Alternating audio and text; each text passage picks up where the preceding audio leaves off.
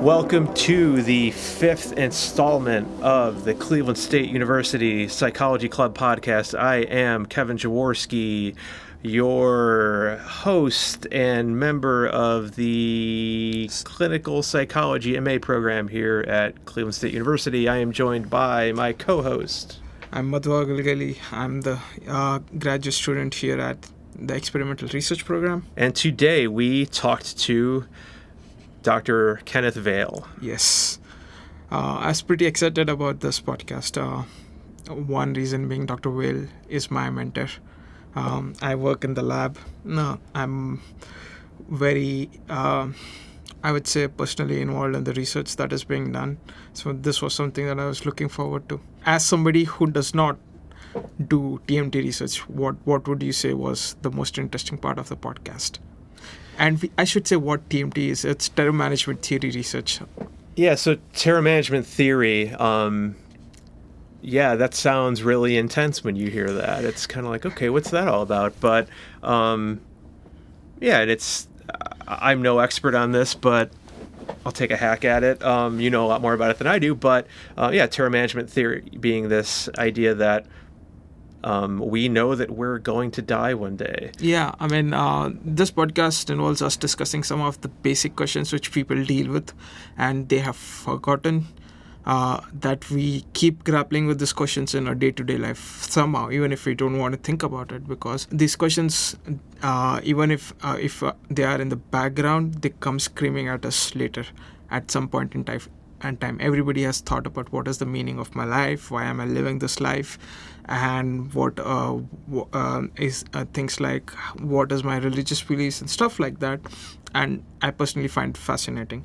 And to look at the research and the theory behind why is it that people hold these beliefs, why is it that they cling to these beliefs, so why is it so important for them. Some of these topics was talking to Dr. Vail about these topics was very fascinating.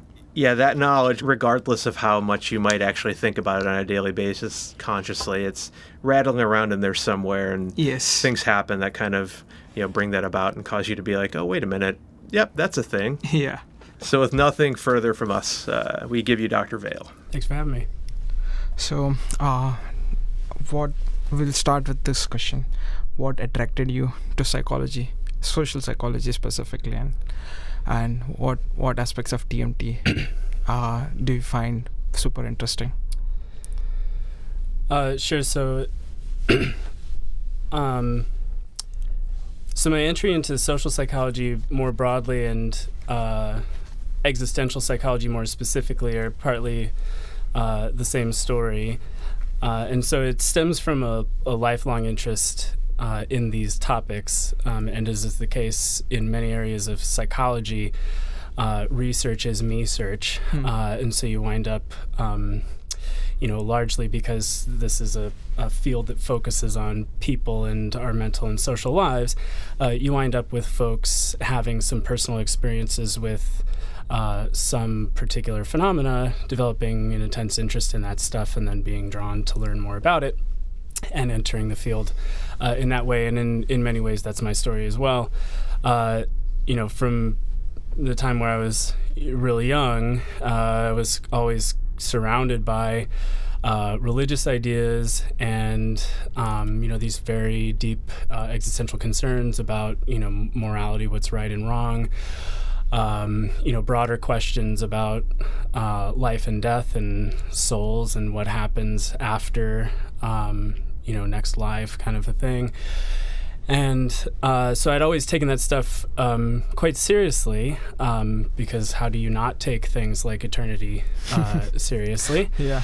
And we have a history actually of folks in my family being intensely focused on those kinds of things. I think most of the males on my father's side have been or are currently pastors.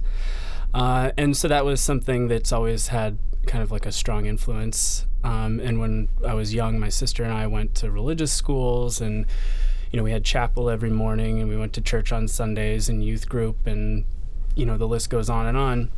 And then when we got older, we were leading youth groups and participating in helping to lead Bible studies and things like that.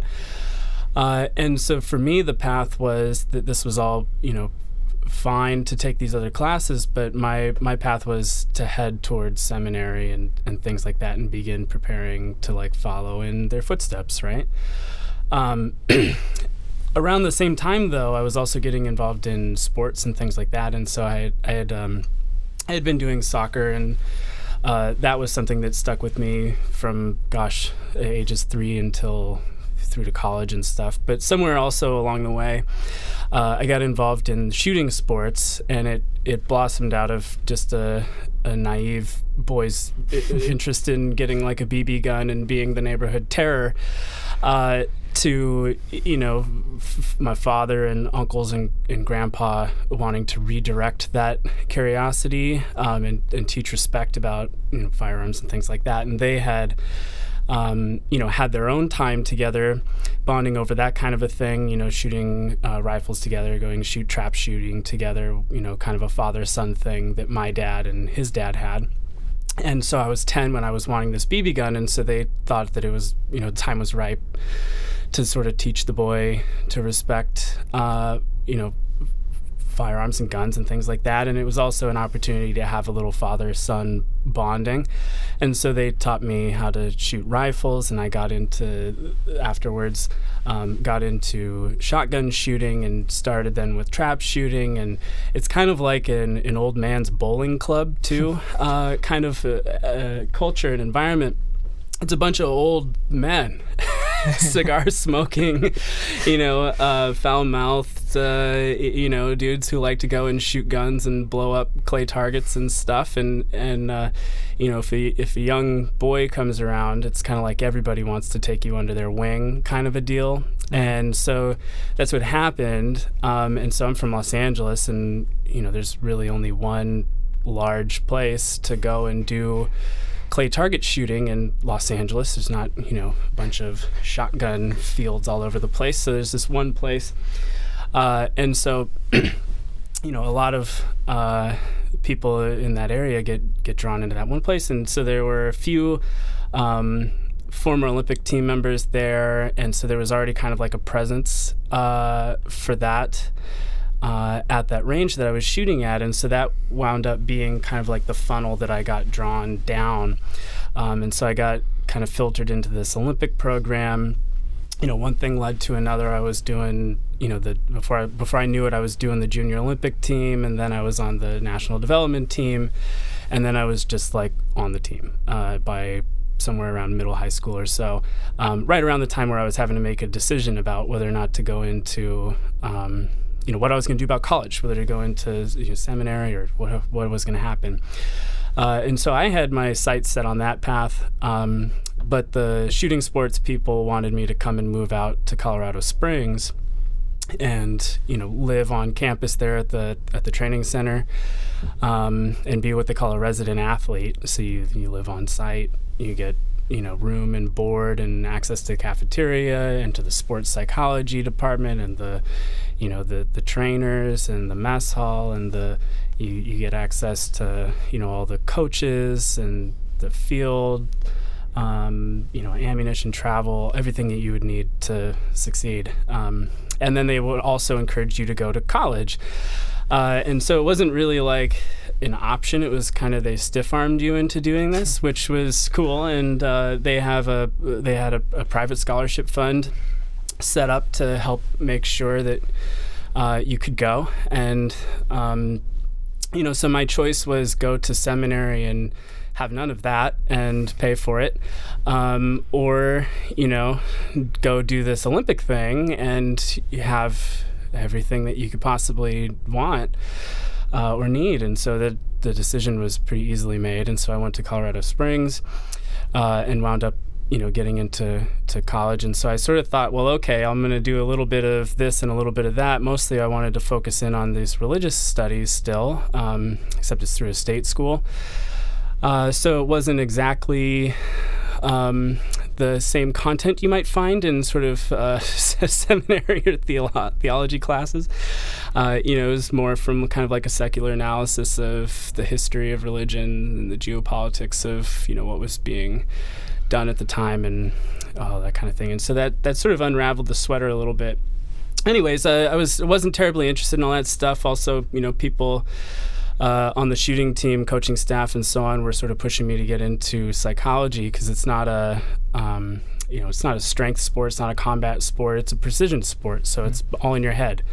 And, the naive outsiders of psychology will sort of think that there's some special powers to be had from studying psychology. Of course, we know that that's not necessarily true, but the logic of a lot of the sports staff and coaching staff was, why don't you go take some psychology and see if you can get a leg up kind of a deal. And so I got into psychology.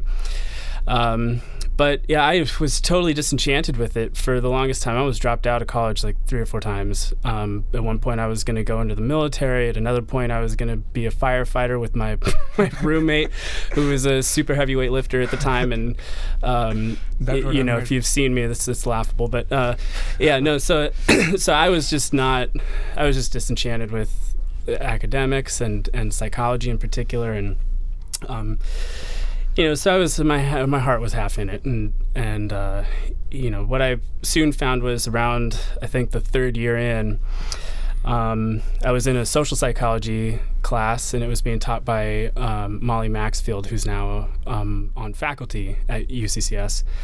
But at the time, she was just a doctoral candidate student, and so she's teaching this social psychology class, and it was in the afternoon, and so I was in this interesting space where I was going to the training fields out on the military base in the mornings, and that's on way outside of town, and then I'd have to drive all the way across town to the other side to try to make it to class on time, and I was uniformly late. I was just always and it's like an auditorium style, stadium seated class, and so I would always like burst in like halfway through and it was totally disruptive, and you could see on her face, and she was annoyed with me. And then after classes, I would go back to the training center, and I'd have nothing to do because most of the other athletes are, kind of doing their own thing, and we'd wind up with a small handful of us just kind of hanging around the cafeteria with nothing to do afterwards. We'd finish our homework in a minute, and then it would just be like hanging out and watching TV. So I was bored out of my mind.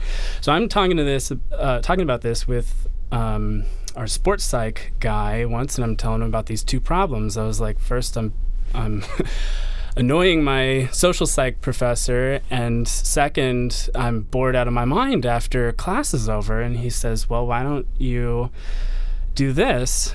Go up to her and make friends after next class and offer to join her lab as a research assistant, and that'll help you, like, 1 bird, 2 stones. That'll help you kind of knock out both of these things, because then she'll like you because you're working for her, and you'll have something to do after class. And I thought, okay, that sounds great. So I did exactly that, and it turned out that Molly was Tom Pazinski's doctoral student, and Tom Pazinski is one of the 3 co-creators and co-developers of this very prominent existential psychology theoretical perspective called terror management theory.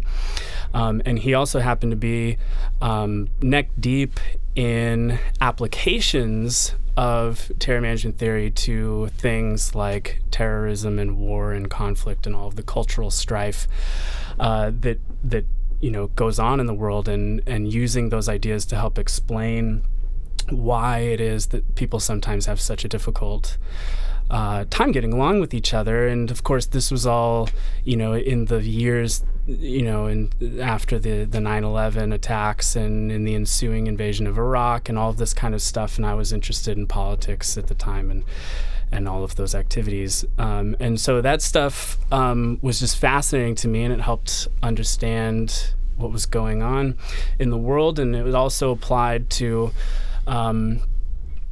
better understanding religious ideas and helping to explain some of the basic existential motivations that drive people to believe in things like souls and afterlives and gods and that kind of stuff, and to prize those ideas so strongly. And so, it was this time in my life where I was sort of separating from religious ideas that had, tied up the world so neatly for me previously. And as I was sort of backing away from those ideas, I was also meeting scientific ideas that were helping to explain why those kinds of things are so important, and why people take religion and politics and national identities and value systems and everything like that so intensely seriously. And so that clicked to me. And so I wanted to be part of that and to learn more about it, both for my own understanding, but then also to just contribute to the better understanding of how those processes work. And it was also just a lot of fun. The researchers that I was spending time with, Molly and Tom and some of the other folks in the lab, the other grad students and some of the other undergraduate research assistants, were all just fantastic, and we had just a fabulous time. Working on all these different projects, and so friendships were made and learning happened, and it was really just enriching, invigorating experience. And so I decided that that's for me.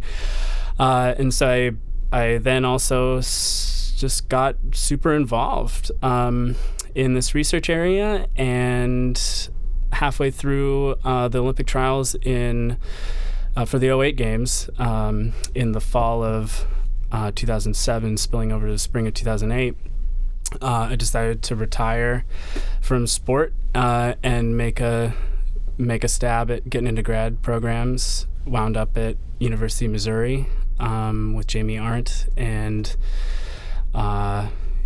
one thing led to another. Grad school went fantastically, so that was play the entire time. I felt like I didn't work a single day at grad school. It was really invigorating and just fantastic, and everybody involved was amazing.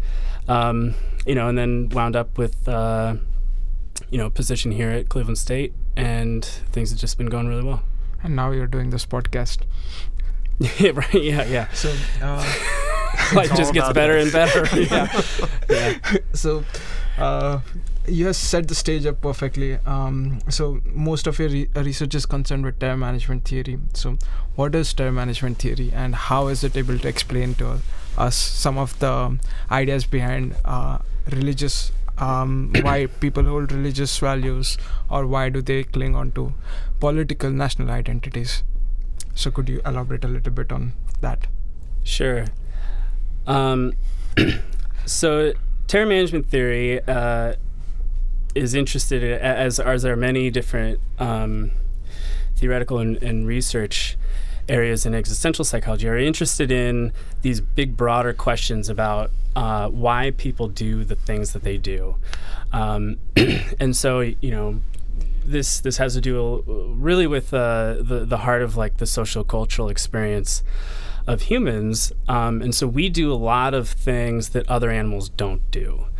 So we're sitting here having a podcast surrounded by all this fascinating technology, and there's cameras and electronics and microphones, and it's just really wonderful. And we're here at a university, and we're down the street from one of the premier health centers in the world, and we have governments, and we have churches, and we have really sophisticated ways of understanding family and friendships and love, and it's all just, it's remarkable.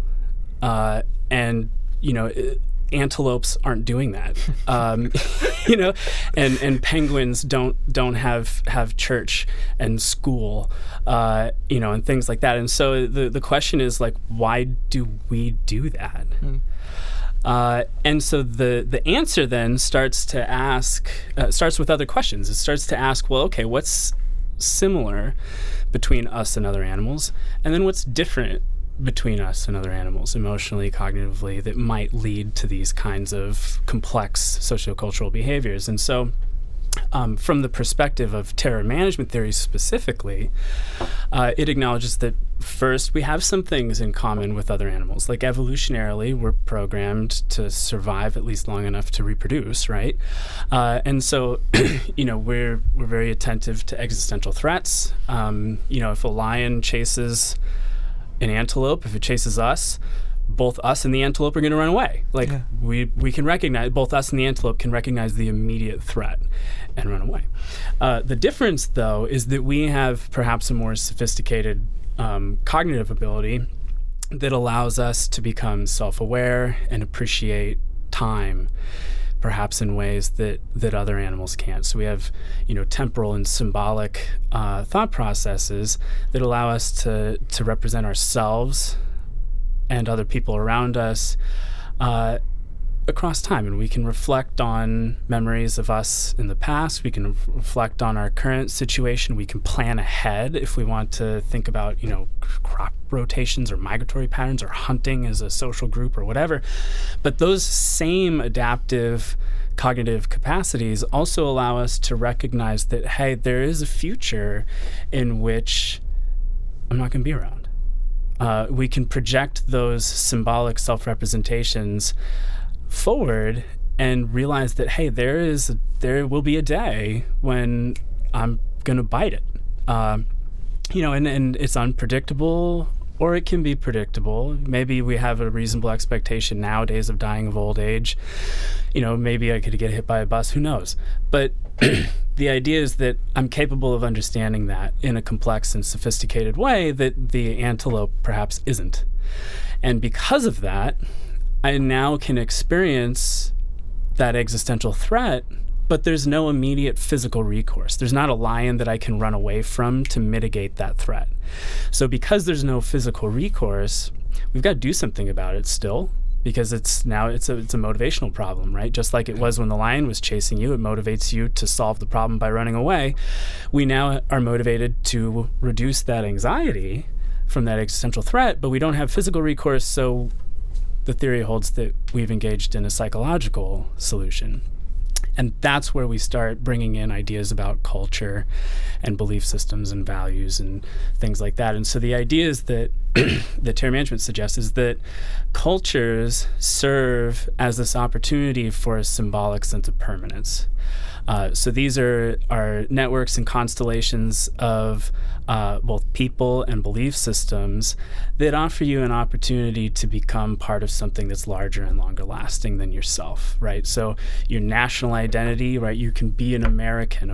America is an idea that has existed before us, and it is an idea that will exist after us.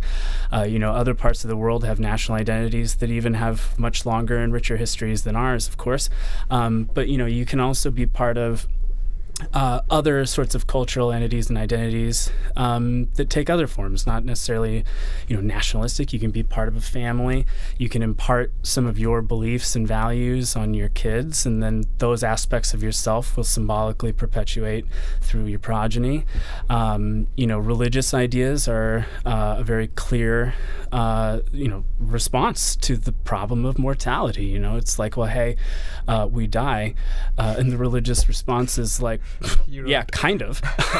Not really though, right? So the essence of you, your psychological experience, doesn't die, right? And so you start having this dualistic understanding of what it means to be a person, right? So that the soul is separate from the body and is everlasting, and that there's a moral code that dictates what type of afterlife you might have, and that kind of a thing, and how that might go. And there's different cultural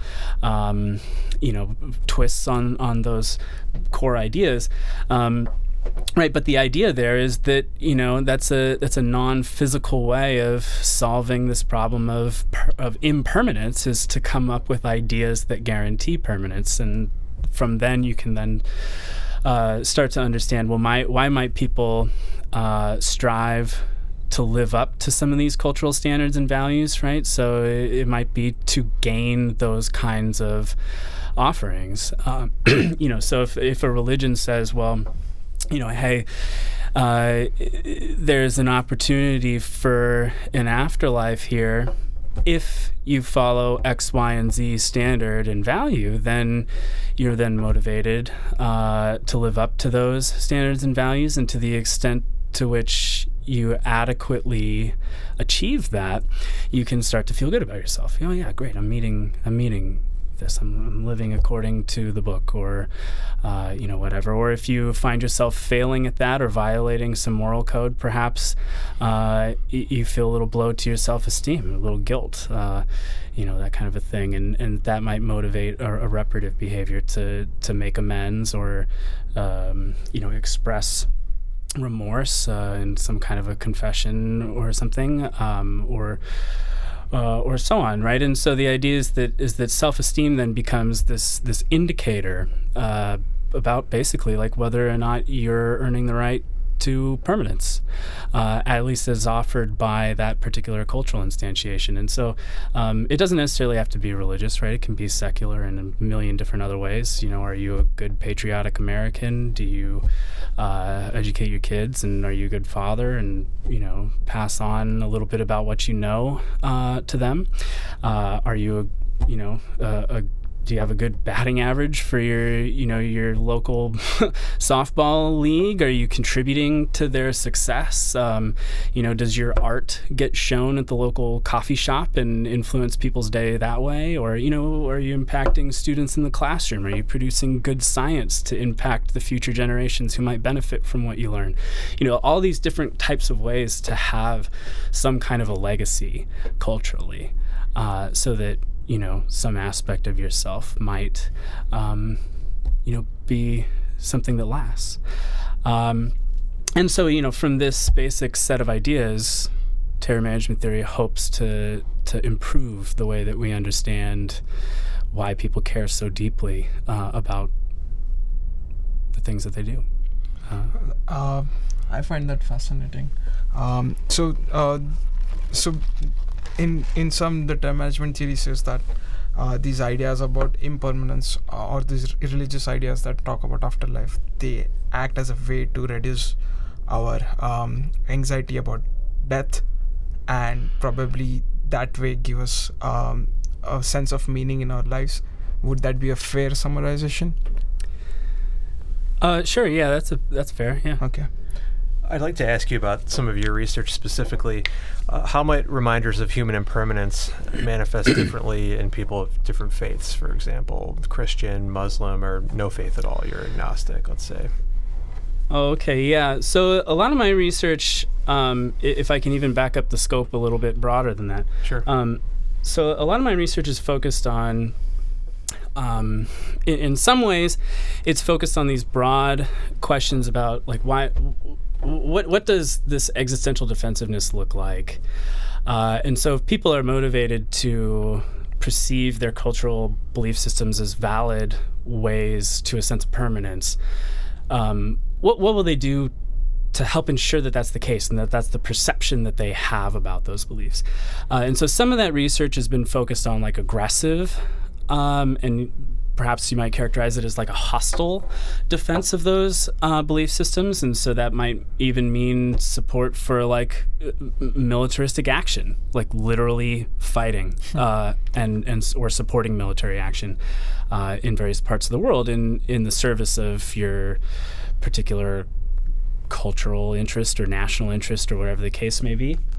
But then we're also interested in sort of the other side to that coin, right? Because it's clearly not the case that every cultural circle in the world is just tearing at the flesh of the others, of their neighbors, to defend their little corner of the world. They're also doing lots of productive and beautiful things in the world, right? I mean, if you want to have a positive and memorable legacy and leave something better for future generations, sure, you can militaristically defend what you guys are doing, but you can also contribute something meaningful and something positive and pro-social. And so there's a lot of really just wonderful things happening in the world. And so we've been interested in some of that, like why or how can these ideas be understood as contributing to or motivating things like charitable giving, or things like kindness and tolerance and compassion, creating a world where we treat each other well. And we're accepting, where we're interested in improving healthcare, or where we're interested in educational outcomes, or, a more tolerant society more generally, and things like that. And so it's not necessarily that these existential motivations are sort of pigeonholed into this track that leads to like hostility and worldview defensiveness, this closed-mindedness about your particular incantation of the way that the world works. But it can also fuel some of the more positive influences in the world, which I think is also something that deserves and sort of demands attention to as well, is that this is, coloring with broad strokes across all the very many different things that people do in the world and all their cultural contributions. So that stuff is cool. That's largely what I've been working on for the last 8 or 10 years or something. Where we've been going to recently is now asking about some of the exceptions to those rules. And so now to get back to the question that you were asking about is, well, what about all the different incantations of expressions of faith and things like that? So we've been doing some work that looks at like how this particular core motive might crop up on different religious groups' radars and things like that, and how this might be shaped culturally. So, for example, if you think about like the various different Abrahamic religions, you might have Judaism and Christianity and Islam and things like that. And so, is this the case that an awareness of mortality just motivates faith in any God, in any religion? Or is it specifically mine, right? And what we find is that tends to be the case, is that if somebody's been socialized into a particular cultural environment where they've been taught that, hey, this is how the world works, and also this is how the afterlife works, and this is who sort of sets the rules, and these are the gods, and this is what they expect of you, and these are the socially acceptable behaviors, et cetera, that becomes your world. Right? That becomes your sociocultural context and how you understand what's happening around you, and how you understand sort of the rules of the game, so to speak.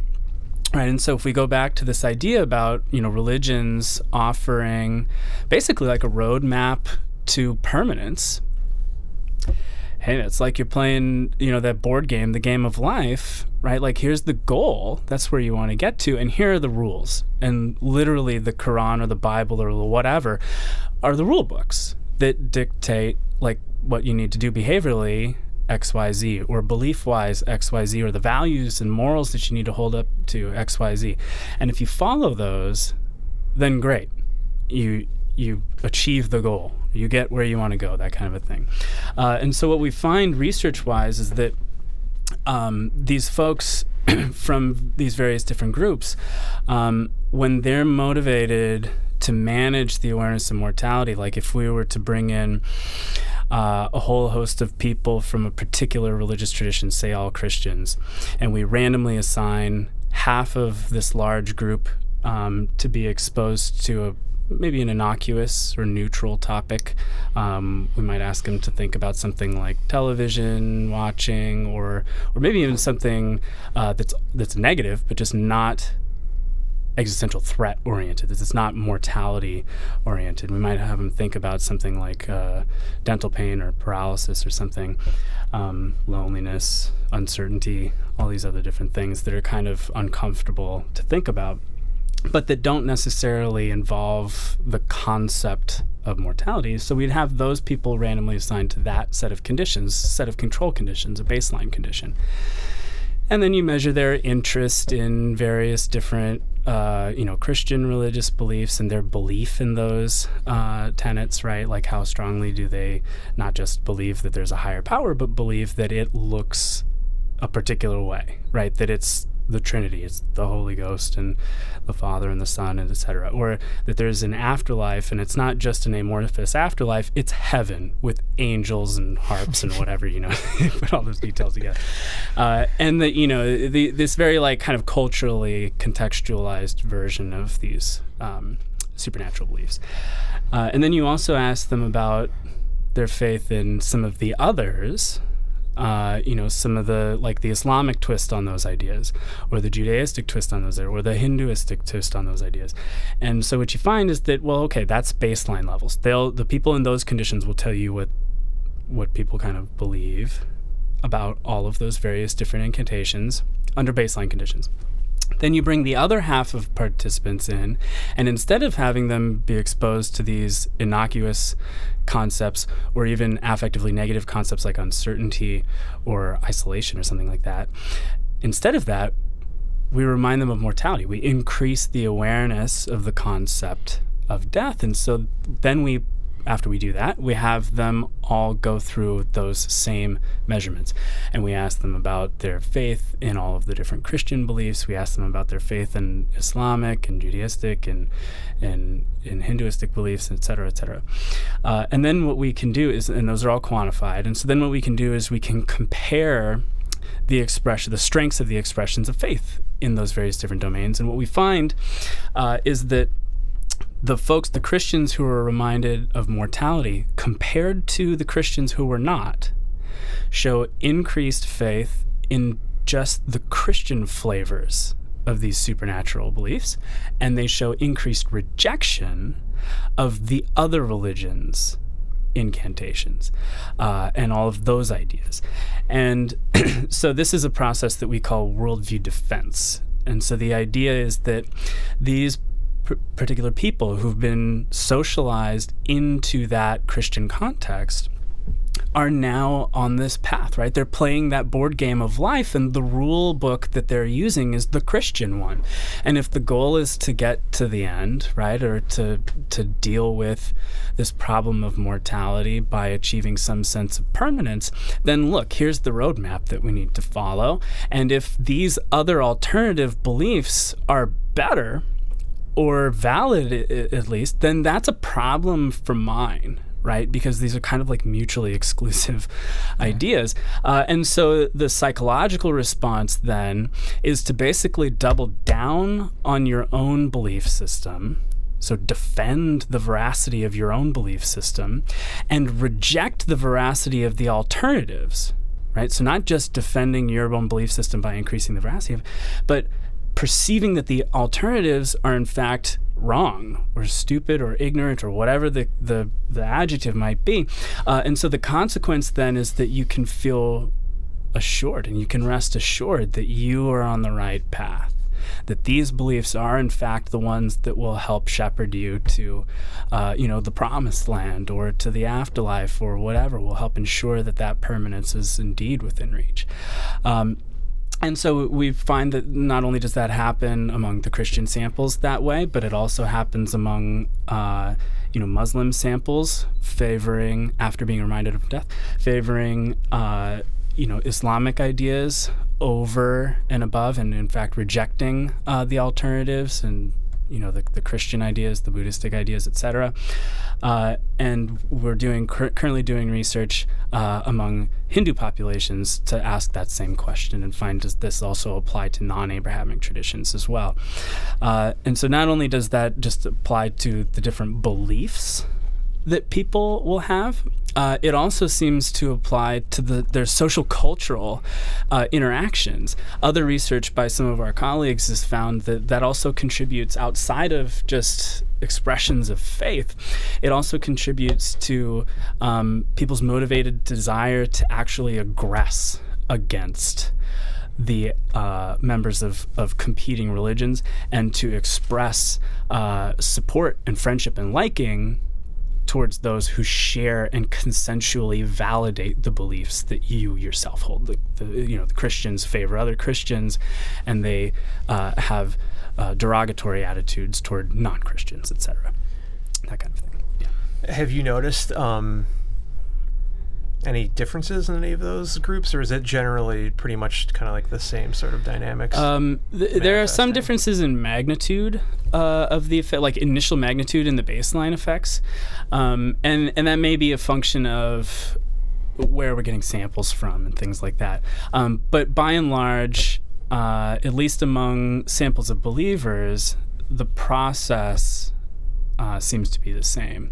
Now, so earlier I mentioned that we've been focusing a lot in recent years on deviations from this general pattern. And so now here's where we get to talk about non-believers, which I think is super fun, because these are folks who are sort of breaking the mold. Right, so everything that we've been talking about thus far is about how people are, we're aware of our mortality, at least abstractly. We've got this concept of death that's not like locked into the moment. It's not the lion is chasing us. It's that we can appreciate this, right? And so if we've got this problem that needs a psychological solution, gosh, the easiest one is just I don't die.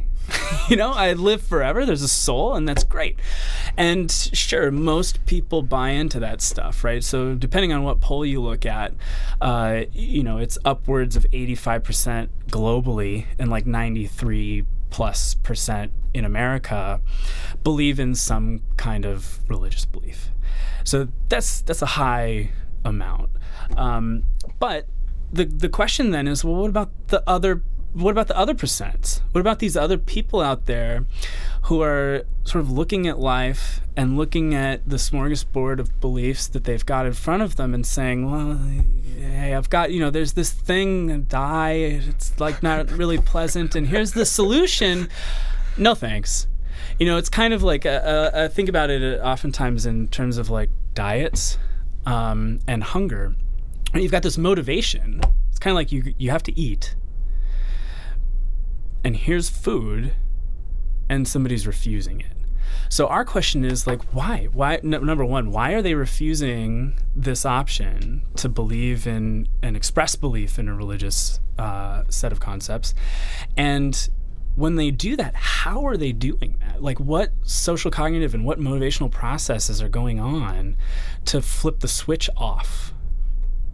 And then, so those are two fascinating questions, I think, already. And then the third one is when they do that, when they effectively say, well, no thanks, what are the consequences for that? They go hungry, right? Like, what are the psychological impact of not partaking in this seemingly clear-cut and powerful way of addressing the problem of mortality? And so we've been interested in this question, and so there's been just tons of work that's been coming out on this in the past just a couple of years, and we've been part of it, and I know that there's a ton of it that's still making its way through the journals and things like that. But it brings in all these different questions about, gosh, if people are supposedly going through all this motivation to believe in religious ideas in order to stave off things like existential anxiety, death-related anxiety, undermined well-being, if it protects you and allows you to perceive that the world is in fact meaningful and that there's purpose and you can be satisfied with life and stuff like that. If atheists are not partaking in that, does that mean that the increased awareness of mortality undermines their well-being? It causes them to perceive the world as in fact less meaningful and less purposeful, and they're less satisfied with it and less happy and so on.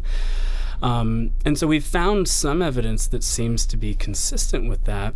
Although then that begs other questions, well, are they replacing those meaning systems with other things? And if they were allowed the opportunity to affirm their secular meaning systems, might that buoy their well-being instead? Like maybe they're eating, but they're just not having the delicious chocolate cake that's right there in front of them within arm's reach. Maybe they're saying, well, hey, I'm going to go eat this broccoli over here instead.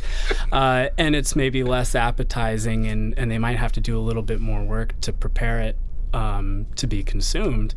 But, it might be just equally nutritious psychologically. And so we're sort of going down that route to see sort of like how are these folks who are declining religious beliefs making that existential meaning, and what are the different processes that they go through to complete that project.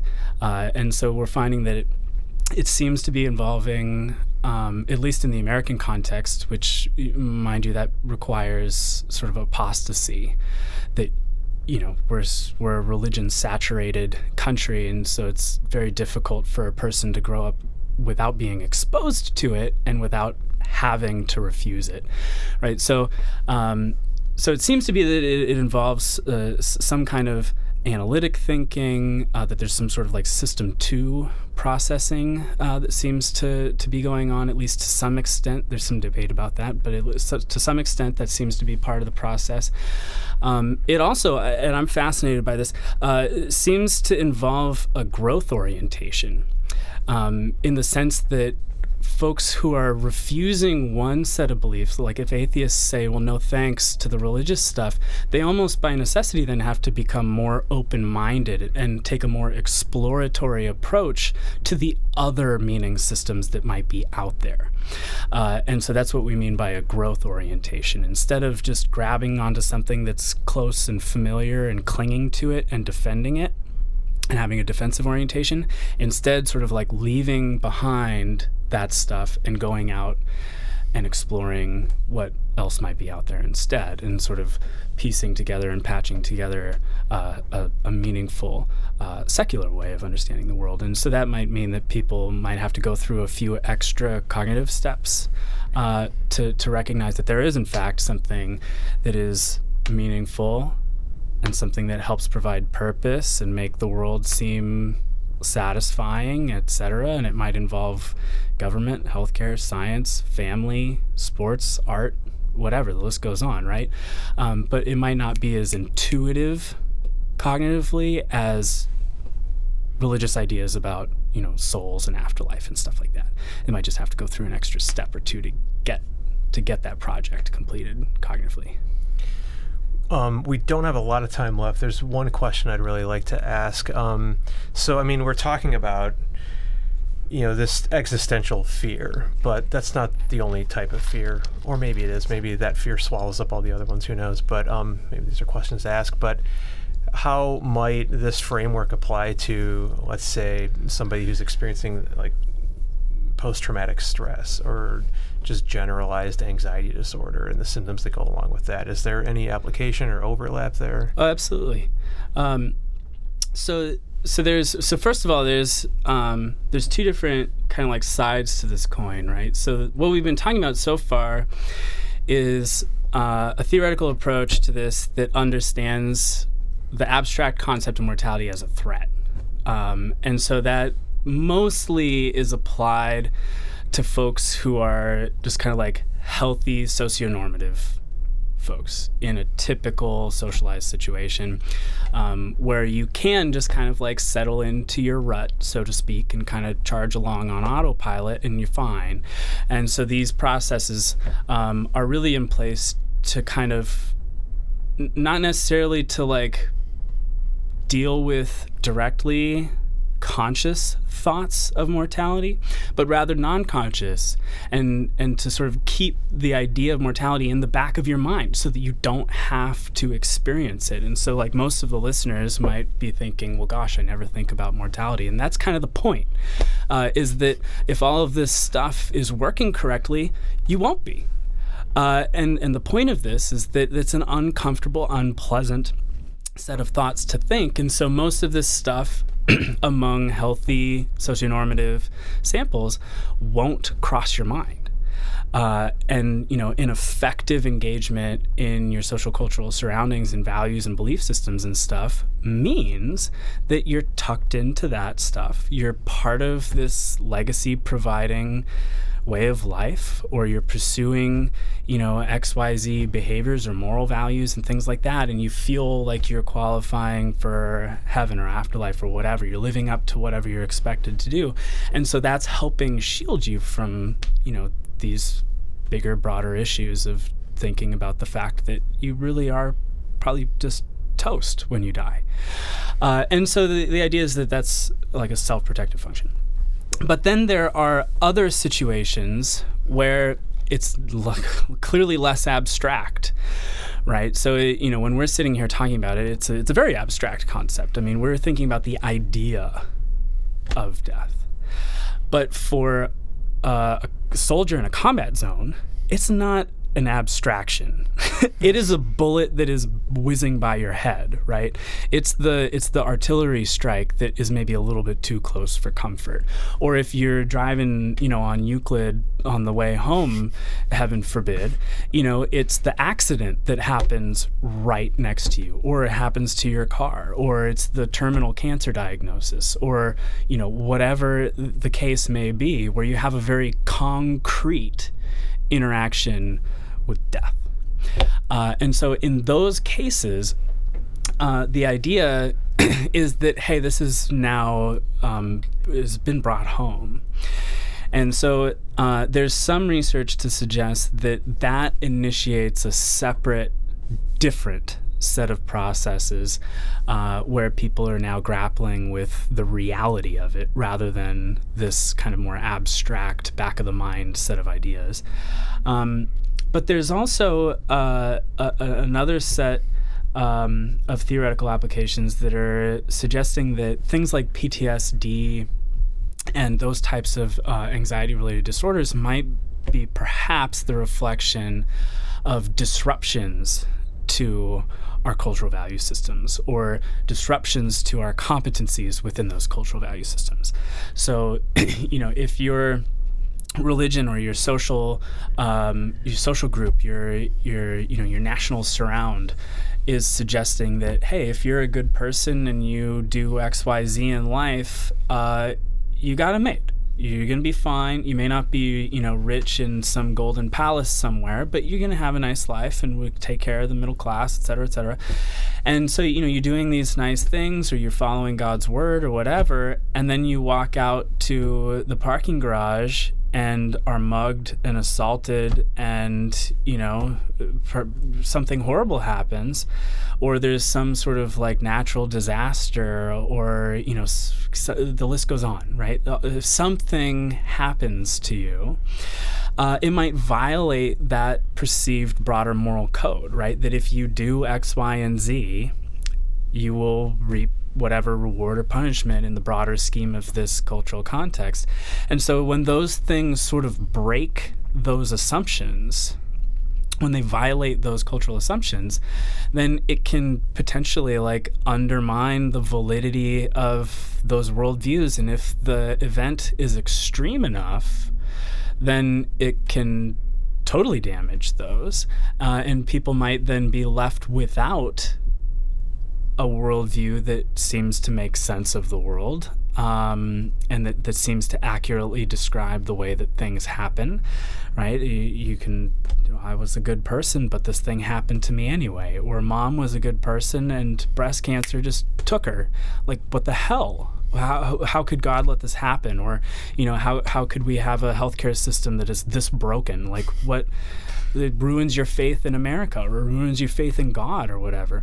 And so if that damages and undermines those cultural meaning systems, then you're now left vulnerable to increased awareness of mortality, to increased death-related anxiety, or anxiety more broadly. And there's been evidence coming out of some of our Australian colleagues' research labs in the clinical domain that suggests that some of these existential anxieties are what they call transdiagnostic contributors. So there are these underlying factors that seem to appear in lots of different anxiety-related domains, things like OCD, PTSD, some of these other phobias and things like that, where those are anxieties and worries that are kind of safety oriented, or they're kind of these broader existential concerns, and sure, they're being channeled or funneled in a particular way, like locking or washing your hands or whatever the case may be, but they might be sort of stemming from this underlying root existential concern. And so this set of ideas suggests that maybe there's what they call anxiety buffer disruption going on. This set of worldviews and set of worldview assumptions that helped to previously make sense of the world has now been violated, and it's been violated with such high magnitude that it essentially ruins that interpretation of the world for you and leaves you defenseless or protectionless.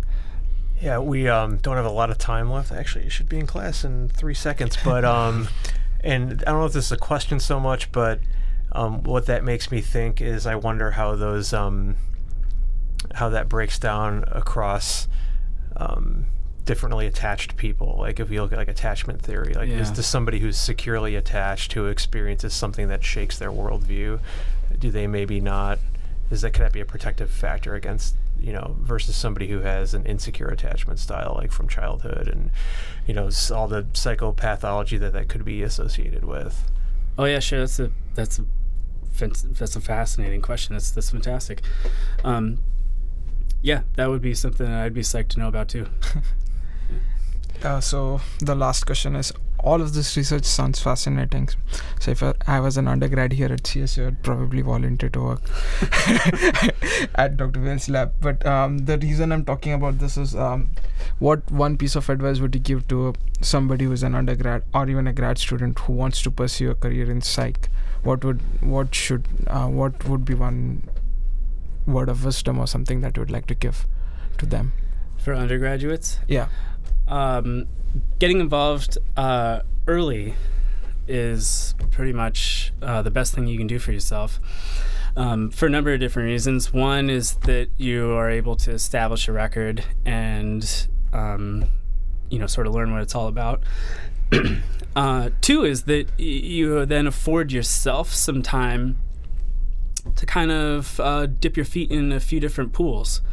And sort of figure out which one feels best. And so, you might be able to volunteer in my lab, but you might also be able to volunteer in some other labs in the department who do quite different things. You can get a little bit of flavor of like existential social psychology from me, or you might learn about emotion regulation and aging from some colleagues, or clinical psychology and mood disorders, or motor control, and the list goes on. And so the earlier you start, the more opportunity and time you have to sort of like learn what you click with, and that's big, right? So fit, in terms of interest, fit is huge. And so, a lot of these research projects are things that you got to stick with for a long time.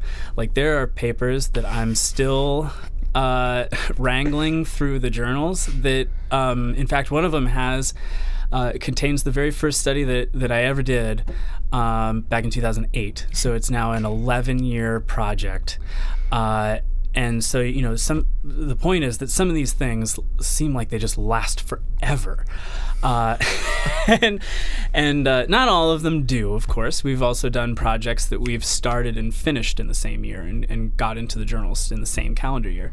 But some projects just necessitate perseverance and that you build evidence. And so, one initial study done back in 2008 might spawn or require additional studies that have now taken place over the course of the many years since then in order to put together a paper that contains, 2, 3, 4, 6, 8 different studies on a particular topic and triangulating in on the issues from different angles.